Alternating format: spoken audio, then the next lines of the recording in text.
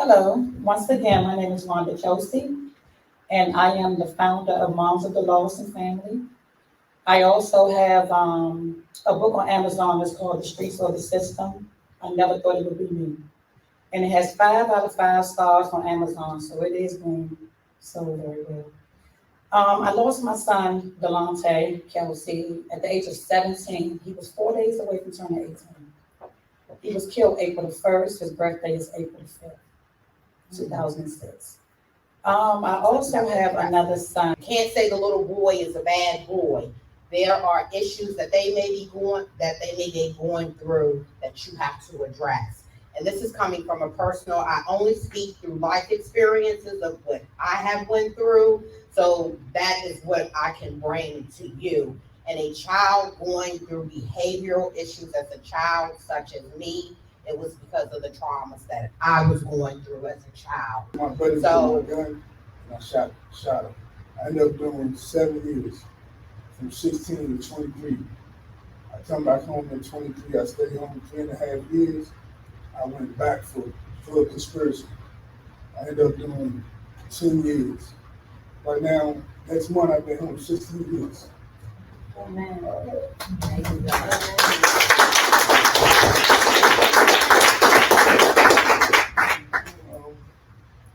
It's funny because my son right here, he only 13. He never heard these stories.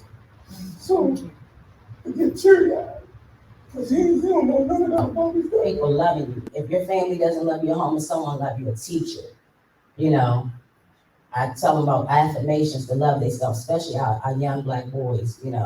That's the biggest fight. My son, he hangs back where we from. You're used to your environment, so we always go back to that. And it's just not only him; it's his friends. There's no one saying, okay, sign up for summer jobs here, there, and everywhere. You go down to 500 C Street was the place where I was growing up.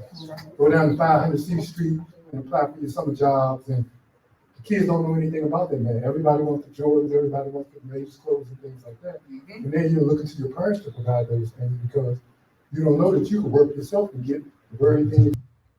They know how everything works. So what we have to do, like I always say, and I tell Khalid, I say, instead of us trying to come up with all these solutions, why don't you just start the solution? Meaning that go out to the corner with the flyers. Sure. Let me just add this.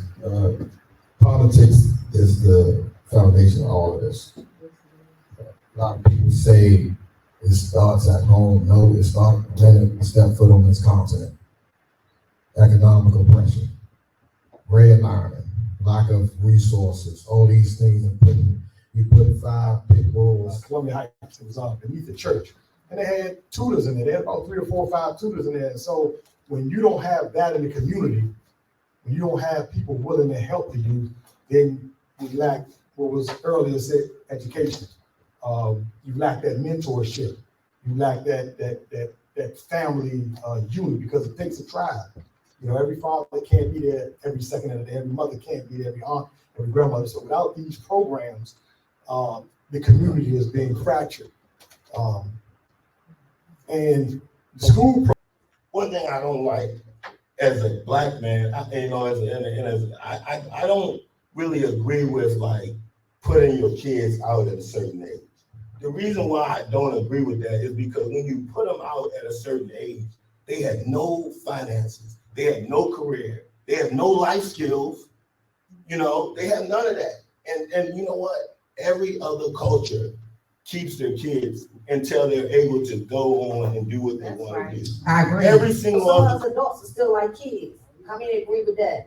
Okay, I just told you how long it took for me to redeem myself, so just keep that in mind. We try to stay connected, stay in the community.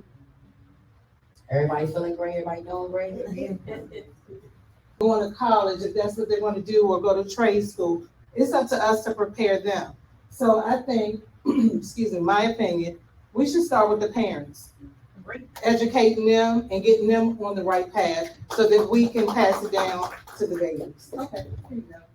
Right? But that don't mean that I don't go through the struggle and don't think back to those days when I was a kid carrying a gun. So I sympathize with the kids because a lot of people always say what they shouldn't do. He doing this wrong, or she doing this wrong, or they doing this wrong. But they don't teach them how to do it. So I get locked up, I get life in 10 for a murder charge. I do 25 years. Come home, 2 months before I get home, my mom dead. My grandmother dead, my grandfather, my aunts, family galore. But I've been home. So 4 days in, I get a job and work. I go back to the detention center that I got locked up in, landmark detention like 2-3 times. I actually took my younger brother with me, spoke to the youth. Been doing that since. I went to landmark about 3 times. I went to DC juvenile detention about 1 time. I went to Maryland. Growing up as a kid, it's very difficult to deal with. And my dad never accepted me as a son. He wouldn't even speak to me when he seen me in public. But my mom, from the day I was born until I was 12 years old, my mom still cooked for him and had him over to our house and catered to him. So that caused me to resent my mom, so. It's hard, but we got to get out in the trenches. We got to do the hard work, no matter what.